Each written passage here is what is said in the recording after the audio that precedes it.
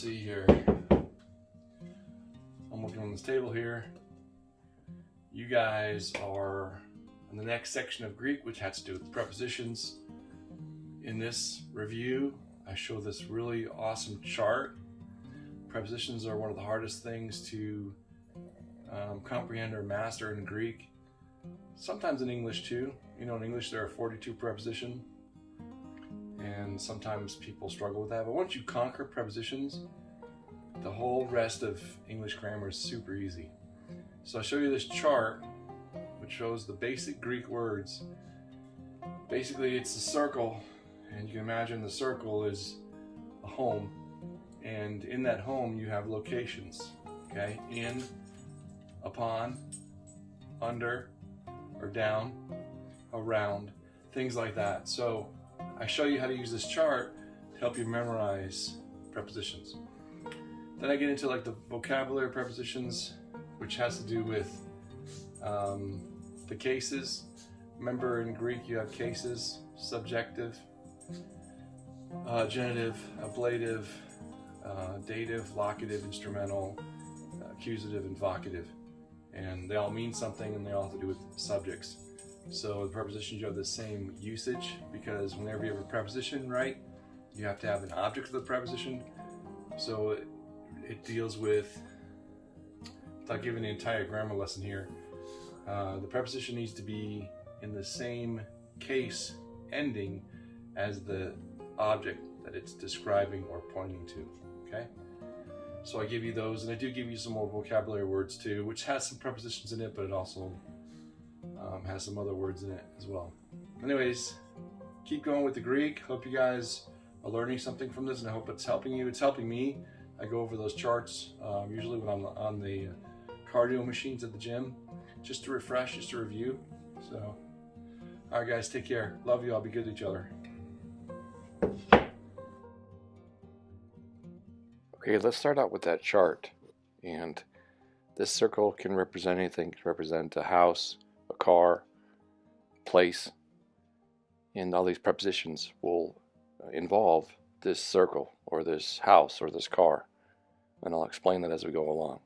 So let's start with epi. And epi means upon.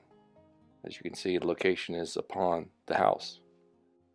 Next is apo. And apo means from. And you can see the arrow coming from the house. Next is meta. And meta means with. And there'll be a dash line as if you're with somebody walking away from the house. Next is dia. And dia means through. And you're going to see another dash line going through the house as if you're walking through the house. Next is kata. Kata means down. And that would be a location, like down below the house or down under the house. Next is peri, and peri means around, and you're going to notice a dashed curve line going around the house, as if you're walking around the house. Next is pros, and pros means to or toward, and you're going to notice an arrow pointing toward the house. Next is ace, and ace means into, and you're going to notice an arrow pointing into the house. Next is n, and n means in, as if your location of in the house. Okay, moving on to prepositional rules. Eliason. Prepositions ending in a vowel drop the final vowel before the vowel of another, as in dia and mu become dimu.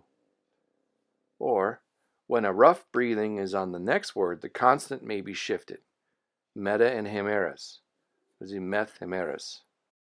Next is proclictics.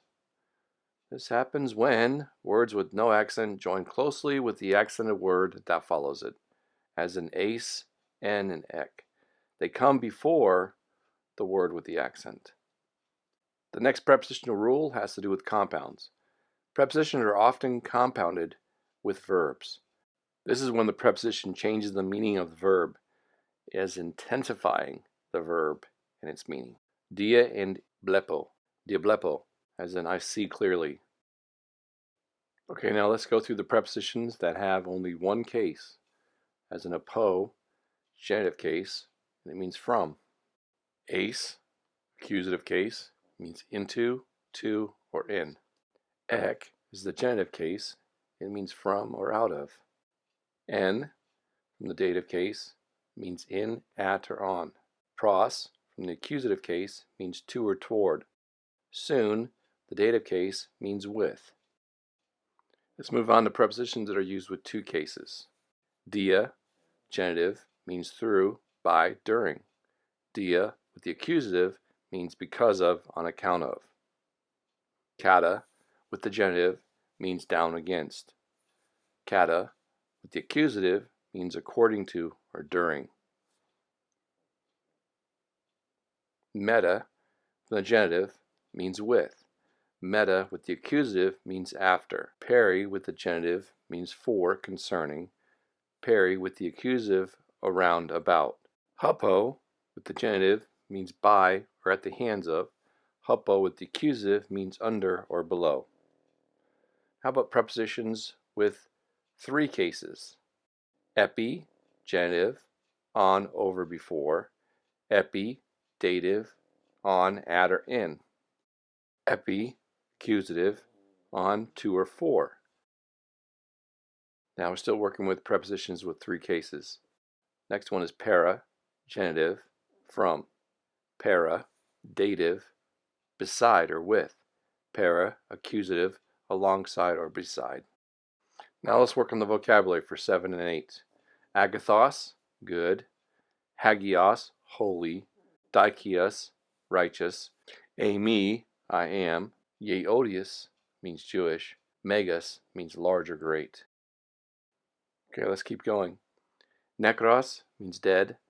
Ook or ooks means no or not. Protos means first. Phone is voice or sound. Su or hemis means you, singular or plural. Next, autus, he, she, or it. Ge, which is earth or land. Ego, hemais, which means I or we. Hemera is day. Hoti, that or so that. Un, so or therefore. Aklos, which means crowd. Para, from in the genitive. Beside or with the dative. Alongside or beside in the accusative. Hupo, by or at the hands of in the genitive. Or under or below with the accusative.